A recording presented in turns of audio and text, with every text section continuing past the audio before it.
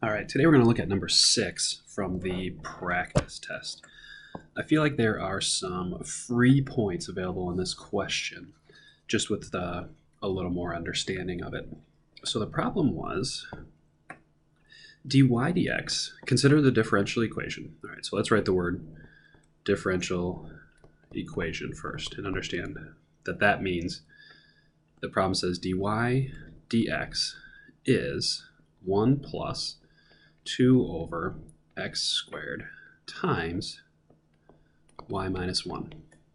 So forever, since pre-calculus, we've written dy over dx, and we understand that that is a rate of change, how y is changing over how x is changing.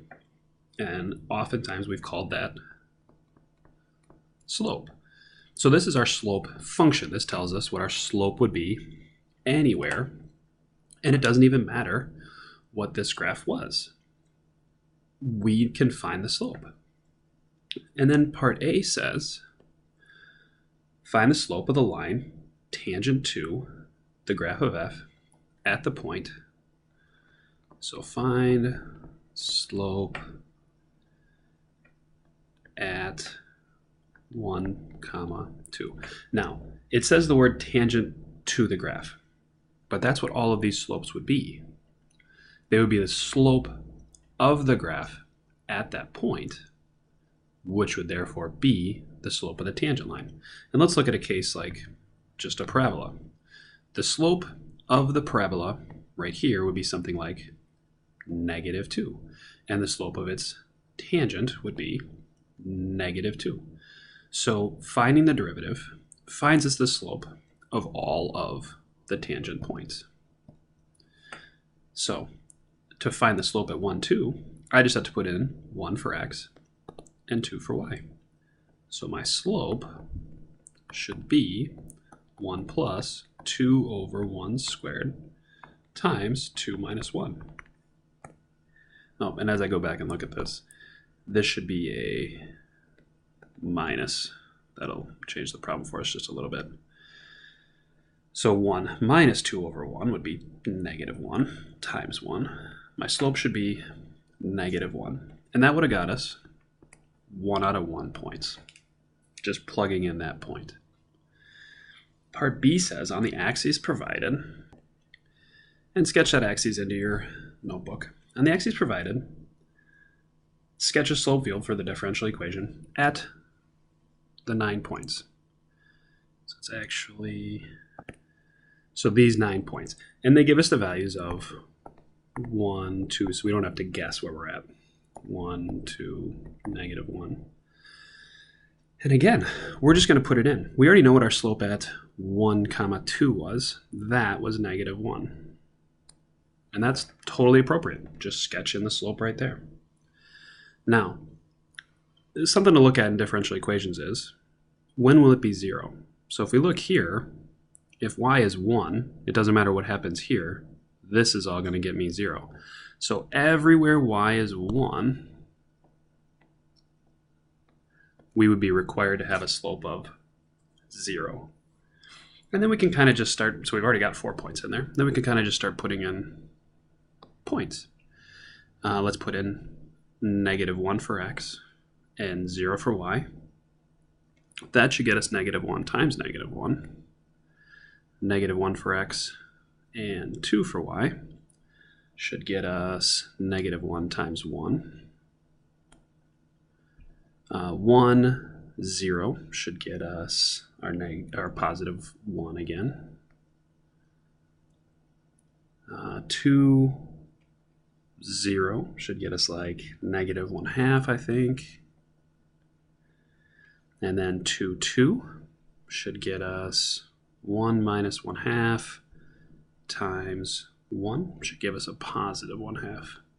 So that's actually worth 2 points. So in this problem, we've already gotten 3 points. 1 point was just putting numbers in and getting 1 slope value. And the next was actually just putting numbers in and sketching slopes. So differential equations, they give us the derivative, and we have to start using it. Typically, these problems come with these 3 points, and then the next 6 is finding the particular solution, which we're going to do next. So let's finish this problem. The differential equation, dy dx equals, with the initial condition of f of 1 equals 2. That comes in a little later. So we're solving a differential equation. That's what's written at the top of our notebook. We need to, step 1, separate variables. Everything with a y needs to go with dy, everything with an x needs to go with dx, and these need to get separated as well. So we usually do it in one step. We divide this over, and we multiply the dx over.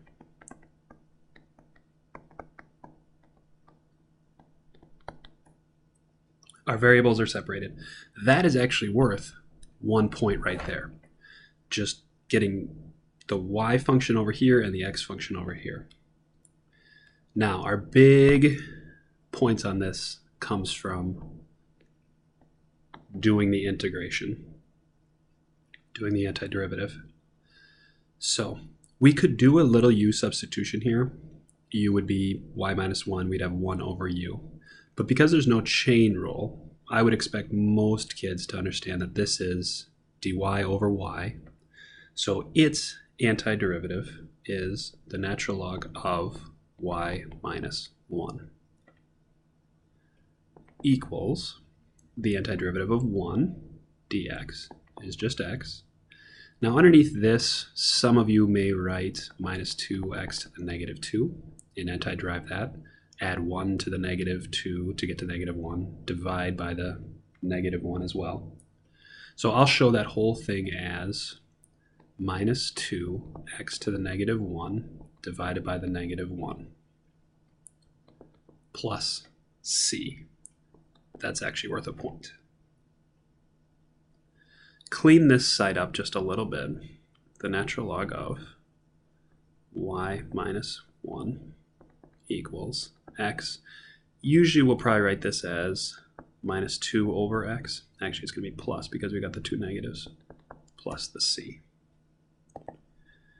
So right now in this problem, we've actually earned 4 points already, 4 of the 6 that this is worth. Separating the variables 1, taking the appropriate antiderivatives, and putting in a plus c, a big old plus c back there. We're actually almost there. Now we need to use this initial condition. So we need to put in 2 for y and 1 for x and solve for c. So the natural log of 2 minus 1 equals 1 plus 2 over 1 plus c. What is our natural log? Now this is no calculator. The natural log of 2 minus 1 is the natural log of 1. So our algebra 2 work on that says e to what power gives me 1. So that's actually a 0. This is 1 plus 2, which is 3 plus c. So my c is equal to negative 3. That is another point. So we've got 5 out of 6 now. And finally, we're going to finish this problem as, I just moved it up to the top for us. We're going to finish this problem by solving for y. And this is actually only worth 1 point. So I have the natural log of y minus 1 equals x plus 2 over x minus 3. My c value was 3. We want to get y by itself. We've done this in class. If we take both sides to the e power, it brings our y minus 1 down. So y minus 1, there's just a small bit of magic here. We write this as y minus 1 now. Because our initial condition was 1 comma 2, our y value was 2. So y minus 1 is greater than 0. So we can lose the absolute value equals e and keep this all right up here. X plus 2 over x minus 3. Add the 1 over, and you are done. That will be a 6 out of 6. So differential equation, it's almost on every single test. And I think you have the steps written down. Separate the variables, take the antiderivative, use the constant, use the initial condition, solve for y. So now let's look at our practice tests and see where some other free response questions like this are. So in this order, I would like you to do, on that big thick packet of free response questions, 2014 number 6, then do 2013 number 6. And then tonight, I would like you working on that packet we have, and then I'll see you tomorrow.